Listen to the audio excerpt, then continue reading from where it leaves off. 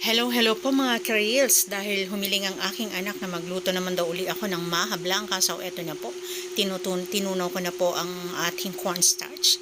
So ayan, ako po nagsalang na ng evap dyan, kakanggata.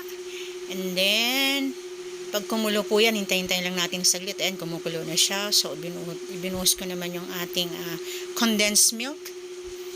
So, meron din akong parang dyan, creme densada. Tapos, ayan, mekos-mekos. Sinulog ko na din ng cream of corn. Ayan. So, ayan, halo-halo lang natin yan. And then, at the same time, nilagay ko na din po dyan yung ating corn kernels. So, ayan. So, tinimplahan na din po natin yan ng asukal, konting asukal. So, ito po yung aking tinunaw na cornstarch. Yan po ang ating magpapalapot ng ating maha. So, ayan po. So, continuous mixing lang po yan. Huwag pong pababayaan.